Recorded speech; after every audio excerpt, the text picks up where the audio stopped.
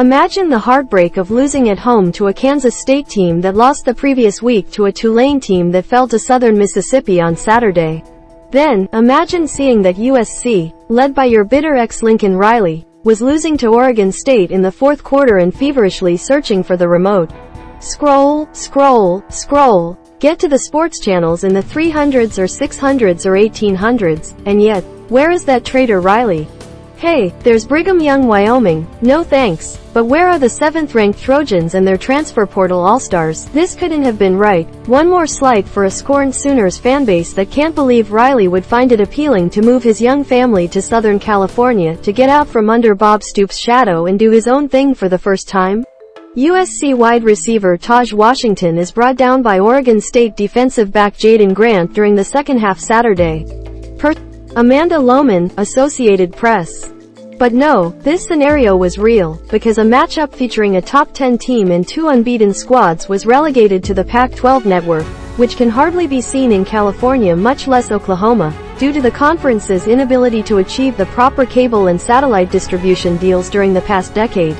That isn't new, of course. What's new is USC, coached by Lincoln freaking Riley and quarterbacked by Caleb freaking Williams, was about to lose to a bunch of well-coached 3-star recruits in Corvallis, and hundreds of thousands of fans across the country had to resort to refreshing Twitter or their game tracker of choice to keep up. I had friends from LA to the Midwest texting me Saturday night, asking for help finding the game.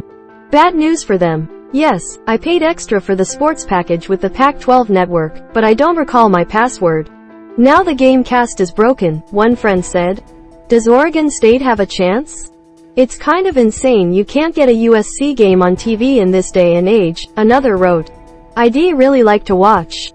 The situation is an amusing kind of absurd. Just glad I am not a Pac-12 fan. Say what you will about the Big Ten, but you can always get the games. The college football landscape had been burning all day. 25 Miami lost 45-31 to Middle Tennessee State, and it wasn't that close. 22 Texas, which some thought had turned legitimate under Steve Sarkisian after nearly beating Alabama in Week 2, lost 37-34 in overtime at Texas Tech. First defeat of the day came in Norman, where Look, part of the appeal of USC ever being back, whatever that means, is that the whole country can watch expectantly when the Trojans might fall tragically on their swords. Those of us who could watch Saturday night know the truth. These Trojans may be entertaining, inspiring, aggravating and, most important, relevant, but they are not back in the way USC fans would define it, which is national championship level. That is all the more reason, then, for the rest of the country to be able to tune in and revel in it when it's all going haywire. We're going to have to wait 20 more regular season games for USC to be back, at least from a national engagement perspective. College football in 2022 is the quest for the best meme of the most tortured fanbase. USC had lost Saturday night, tech-savvy people would have been available to capture the perfect meme. Luckily, a meme of a relieved Trojans fan after a 17-14 escape from Corvallis wasn't going to go viral, anyway. Oklahoma fans, simply put, just missed out on more heartbreak, which was surely good for their souls. Lincoln Riley's brain and Caleb Williams' body looked out of sync all night long, but Alex Grinch's defense, a punching bag in the Sooner State the last few years, saved the Trojans' chance to make their first college football playoff appearance. In 2 years, when USC finds itself in a terrifying situation as a Big Ten member, those scorned Okies will be able to watch it in real time and pray for Riley's comeuppance. Then, whether the Trojans prevail or not, USC will actually be back. Oregon quarterback Bo Nix looks for a receiver against Washington State Saturday in Pullman, Wash. Yun Kwok, Associated Press. As I reported when Saturday's TV pairings were announced nearly 2 weeks ago, USC-Oregon State ended up on the Pac-12 network because Fox and ESPN, which get to choose before the conference each week, wanted to guarantee themselves USC games later in the season. The Trojans have to play 3 times on the Pac-12 network, and, after Saturday, have checked that box twice. 15 Oregon at Washington State game and was greatly rewarded with a thriller. The upstart Cougars, watch out USC on October 8th, led the Ducks 34-22 late in the fourth quarter before Oregon scored 22 points in 2 minutes, 48 seconds to steal the game, 44-41. ESPN got way less lucky with its after-dark selection of Utah visiting Arizona State, playing its first game without the fired Herm Edwards as head coach.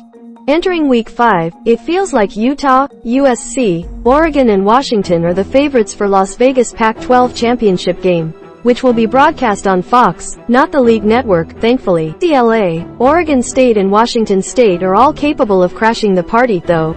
There are plenty of fair critiques of the NCAA transfer portal, but it's definitely good for competitive balance. And it's good for a lot of kids who have put in a lot of sweat equity for one school but have hit a roadblock for whatever reason and could excel in a different situation. Kansas State quarterback Adrian Martinez, a Nebraska transfer, and Oregon quarterback Bo Nix, an Auburn transfer, were the portal poster children on Saturday. Martinez rushed for 148 yards and 4 touchdowns and passed for 234 yards and a score to lead the Wildcats to victory in Norman. Think he was going to do that with woeful Nebraska this season? The Cornhuskers, who went 3-9 last year, were happy to replace him with a couple of transfer quarterbacks. Nix, a former 5-star recruit, threw for a career-high 428 yards and 3 touchdowns to help the Ducks make it out of Pullman alive. Tennessee receiver Brew McCoy, 15, is thriving this season after transferring from USC. John Amos, Associated Press. Tennessee beat Florida for the first time since 2016 to improve to 4-0 on the year and set itself up for a move into the top 10. The Volunteers could not have done it without Brew McCoy, the former Santa Ana Mater Dei star who went to USC with massive expectations but was kept off the field due to a series of injuries and a USC Title IX investigation into an off-field incident with his ex-girlfriend. Saturday McCoy caught 5 passes for 102 yards and a touchdown. He is another portal success story and will have a chance to be a part of a special season in Knoxville. 12 Michigan State, down 5.